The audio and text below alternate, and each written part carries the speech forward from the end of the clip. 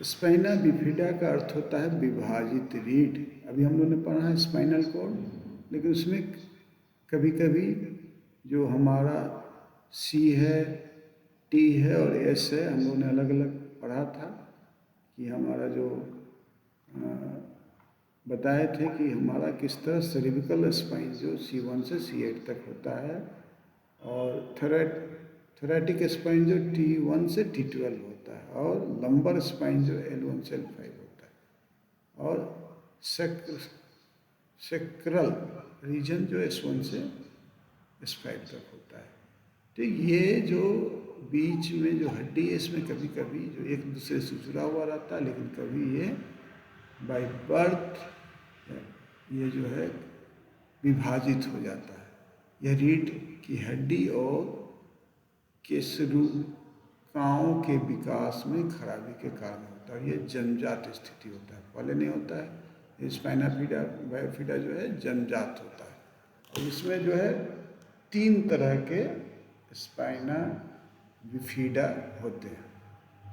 पहला क्या है? माइलोमेनिंगोलोसेले, ठीक है, माइलोमेनिंगोसेले सबसे गंभीर प्रकार है, जिसमें तंत्रिकाएं और रीढ़ की हड्डी सिस्ट में बाहर निकल, सिस्ट मतलब जगह हो जाता है।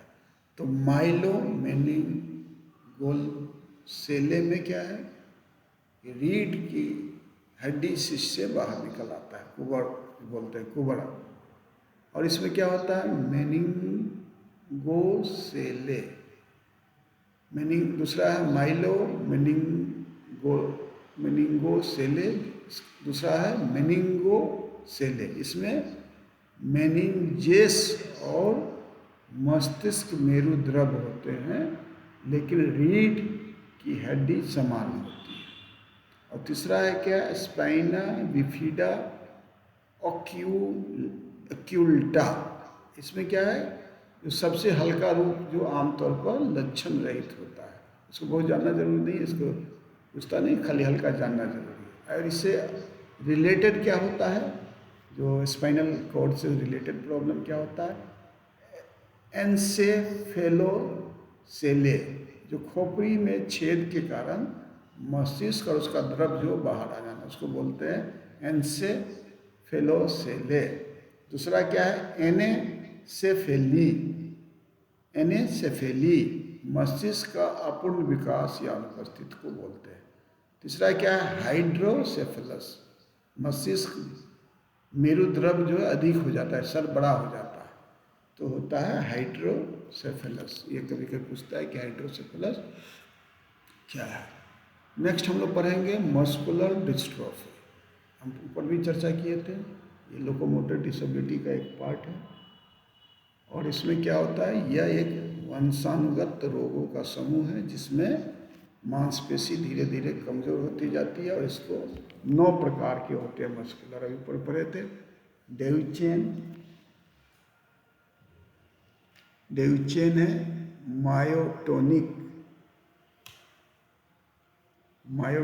मायोटोनिक है, बेकर है, लिम्ब गर्डल है। इसे नोट कर लीजिएगा, 2-3 बार पढ़िएगा तो जानकारी मिलेगी।